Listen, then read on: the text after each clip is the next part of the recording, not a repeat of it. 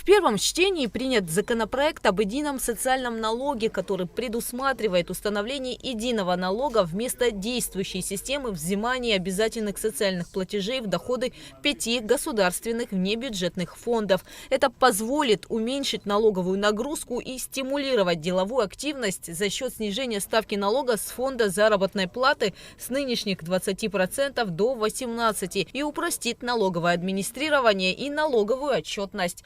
Данный законопроект, он, предусматривает снижение налоговой базы. Если сегодня 20% начислений и 1% удержаний, в дальнейшем 18% единый социальный налог составляет от доходов. И формирование расходов по внебюджетным фондам будет происходить так же, как формируется республиканский бюджет по бюджетным параметрам. Это, конечно, наверное, не безболезненная процедура, и многие вещи надо будет обсуждать. Батал Эдуардович, в том числе и с администрацией президента, как быть с фондами, как сделать мягкий переход, потому что будет ситуация аналогичная ситуации с кадастром и БТИ. Я заблаговременно вам об этом говорю. Более того, здесь есть заключение соответствующих ведомств, в частности Министерства экономики, Минфина. В Минэке, в заключении Минэка сказано о том, что некоторые фонды есть целесообразность оставить, более крупные. Все эти опции необходимо обсуждать. В первом чтении принят проект закона о внесении изменений в Конституционный закон о репатриантах. Речь идет об изменении источников финансирования государственной программы репатриации. Депутаты парламента проголосовали за избрание председателей 5 районных судов. Асида Аргун избрана председателем Гагарского районного суда. Людмила Чанба – Гудаутского, Кристина Язычба – Сухумского, Марина Ануа – Гулрывского, Камала Сурия – Галского, Кристина Ахуба избрана на должность судьи Тхуарчалского районного суда. Почти все из кандидатур председателей вы заслушали все биографии, уже многократно, и все они являются судьями соответствующего районного суда и прошли многоступенчатую систему отбора, и многие из них уже неоднократно были избраны на должности судей соответствующих районных судов. Вы слышали, у кого какой послужной список, и некоторые даже на должность председателя суда.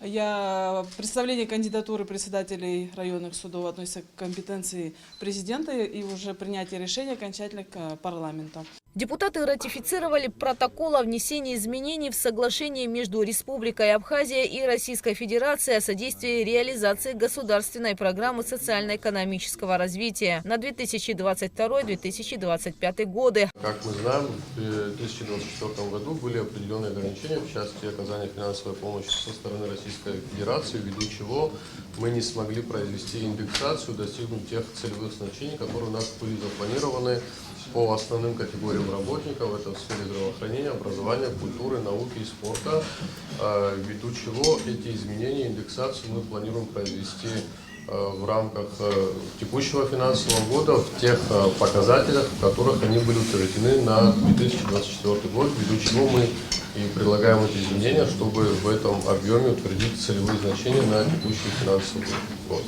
В первом чтении депутаты внесли изменения в градостроительный и строительный кодексы Абхазии. Относительно небольшой срок действия кодекса показал необходимость принятия изменений и дополнений с целью упрощения реализации некоторых положений на практике, отмечается в пояснительной записке к документу. Изменения касаются и осуществления негосударственной экспертизы. Это конкретизация некоторых положений кодекса.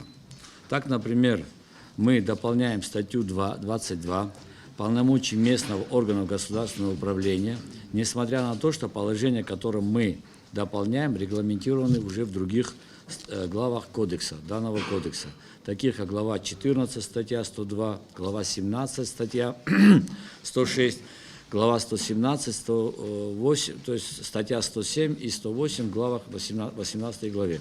Депутаты парламента приняли в первом чтении проект закона о закупках. Документ представил депутат Резо Зантария.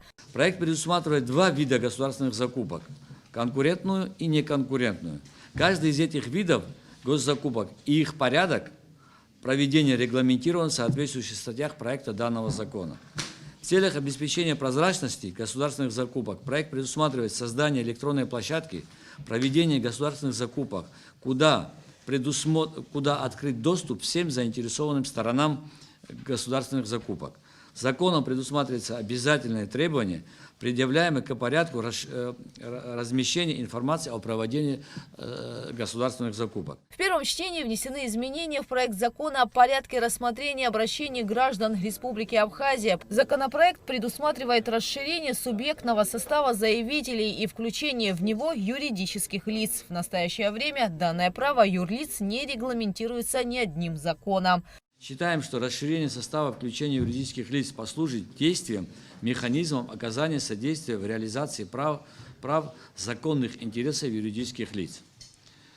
Вторая поправка связана с ужесточением ответственности должностных лиц за нарушение закона и привлечение их не только к административной, но и к дисциплинарной ответственности. Проект закона о внесении изменений в Кодекс Республики Абхазия о судопроизводстве по делам об административных правонарушениях принят во втором чтении. Законопроект направлен на определение органа, уполномоченного рассматривать административные правонарушения в сфере пожарной безопасности.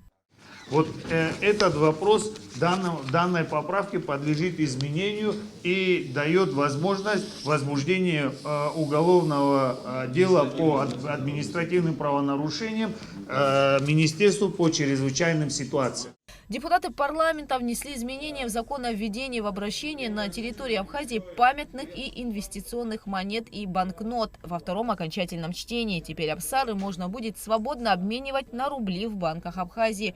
Также предусматривается обязательство кредитных организаций принимать к обмену все выпущенные банкноты, включая ветхие и поврежденные по номинальной стоимости. Депутаты парламента также внесли изменения в закон об основах налоговой системы в Республике Абхазия.